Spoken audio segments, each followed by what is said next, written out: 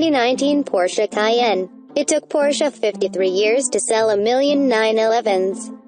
Porsche has sold 770,000 Cayennes in the 15 years since it was launched in 2002, and the millionth will probably be built in about 3 years. As much as we love and cherish the sports cars from Stuttgart, Porsche in the 21st century is the house that the Cayenne SUV built. It's clear that Porsche didn't want to mess with success, so the new third-generation Cayenne looks a lot like previous Cayennes. Softly rounded front fenders, gaping air intakes, a bulging hood, and the shape of the greenhouse are all clear Cayenne traits that have carried through. It's slightly lower and wider, but Porsche didn't radically alter the formula. It could have, as the 2019 model is entirely new. No sheet metal carries over, and the Cayenne is now on a new platform. At this point, though, changing the model into something completely different would make about as much sense as replacing the 911 with a front-engine sports car. You laugh, but that almost happened. C928. Built on the MLB platform that also forms the basis for most Audis, including the Q7 SUV, the Cayenne retains its 113.9-inch wheelbase. But the new architecture brings more aluminum to the structure, which reduces mass slightly. A longitudinally mounted engine is located just ahead of the front axle, which contributes to the V8-powered Cayenne carrying 57% of its weight up front. A very Audi-like number. The lighter V6 models are slightly less nose-heavy. The familiar and excellent ZF Source 8-speed automatic bolts directly to the engine and now incorporates the front differential. Order the Sport Chrono package, $1,130, and the transmission adds a launch control function that reduces 0 to 60 mph times by about 0.3 seconds for each engine. According to Porsche Power Trio, the 2019 Cayenne will be available in 3 strengths, with each rung of the Cayenne ladder adding roughly 100 horsepower and lopping about a second off the sprint to 60 miles per hour. When the Cayenne arrives at dealers in July, it will start at $66,750. The base version comes with a turbocharged 3.0-liter V6 pushing 340 horsepower and 332 pounds-feet of torque. An engine shared with Porsche's base Panamera sedan and Audi's S4 and S5.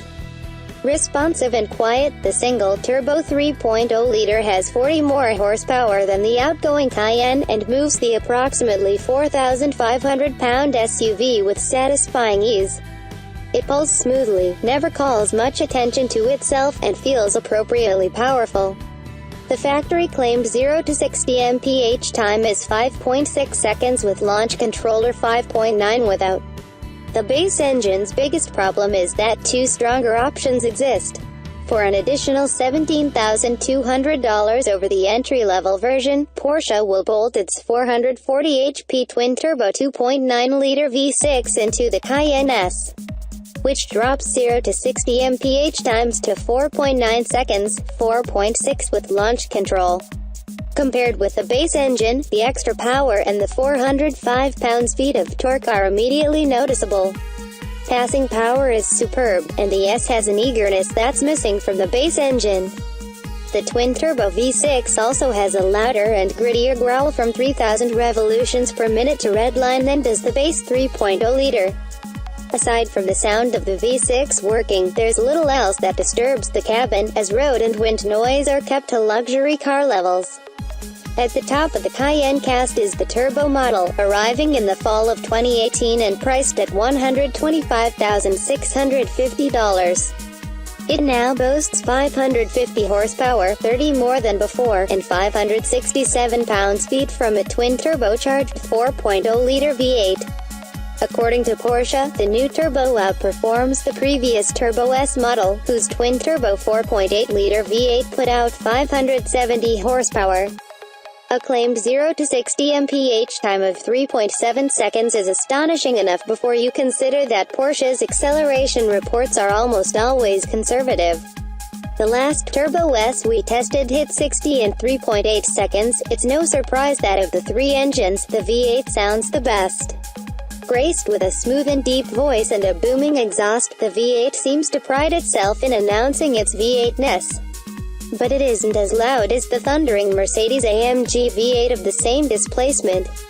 Traveling where Minotaur trod before Porsche provided all three powertrains at the launch program on the Greek island of Crete, mythical home to the ancient world's crossover. The half-bull, half-man Minotaur. The three models came stacked with chassis options.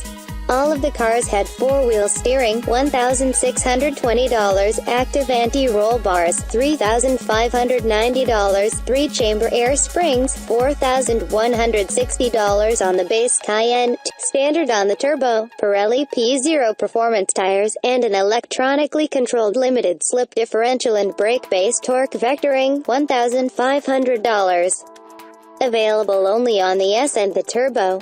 With nearly identical chassis setups, the three Cayennes felt remarkably similar when pressed through the canyons. What we noticed first was the exceptional steering. The Cayenne has electrically assisted power steering, but unlike many other automakers, Porsche has figured out how to do it right.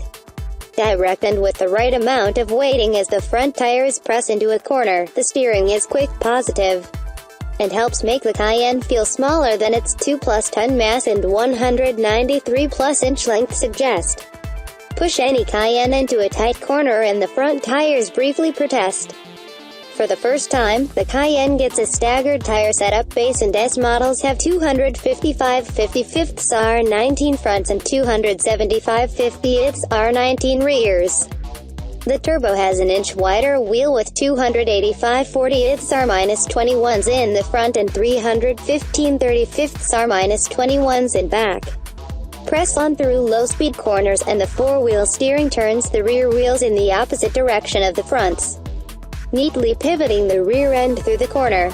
Stomp on the accelerator, and the Cayenne would happily drift were it not for the intervention of the stability control. As in Porsche's sports cars, pushing the PSM stability control button once puts the Cayenne in a less intrusive sport mode. Holding down the button shuts off the system entirely. Coupled with PDCC, the electrically controlled active anti-roll bars, and the three-chamber air springs, there's effectively no body roll. It may sound like a lot of electronic aids to get an SUV to handle, and there definitely are a lot, but the systems work in concert, giving the Cayenne's handling a natural fluidity and ease that doesn't seem artificially enhanced. With this selection of options, the Cayenne feels more like a good sports sedan than an SUV. We'd really like to try one on the steel coil springs and without the rear wheel steering and active anti-roll bars to see how much these chassis aids affect handling. But none were available at the launch event. Porsche is introducing tungsten-coated iron brake rotors on the new Cayenne. Dubbed PSCB, Porsche Surface-Coated Brake, the brakes promise a grabbier surface, less brake dust, and a 30% longer life than the conventional brakes. Optional on base and S models and standard on the turbo, they'll cost $3,490 and come with white calipers, 10-piston monoblocks in the front and 4-pot grabbers in the rear, borrowed from the $9,080 carbon ceramic option, PCCB. We didn't notice any difference in the way the pedal felt compared with the standard rotors. As in all Porsches, the pedal is firm but easily modulated, and the brakes easily stopped the Cayenne from high speeds. Also, as in all Porsches, the ignition remains on the left side of the steering wheel.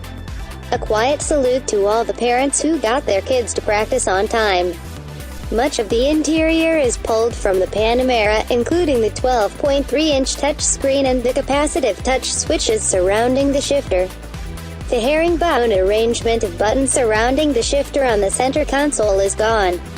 The capacitive touch panel isn't our favorite and quickly attracts fingerprint smudges. We prefer the predictable nature of real buttons, but the panel does move slightly when pressed, and it vibrates a bit to let you know you've done something. The large touch screen works without much hassle once you learn the menu structure. Responses are quick, but it's easy to miss the icon you're trying to hit when the Cayenne is moving. Porsche wisely ditched the Panamera's needlessly complex central HVAC vents that are controlled by the touch screen. In the Cayenne you can manipulate the vents themselves to open, close, and move them, as in nearly every car ever built. Tall and wide rear doors ensure that it's easy to climb into the back seat.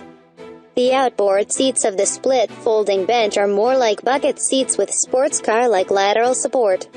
The middle seat is best left for temporary use. Cargo capacity has increased slightly in the new Cayenne, and there's a cutout for a compact temporary spare. European versions lacked the spare, but US models are likely to get it.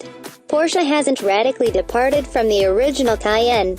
There's still ample power, amazing handling for an SUV, and a luxury car interior.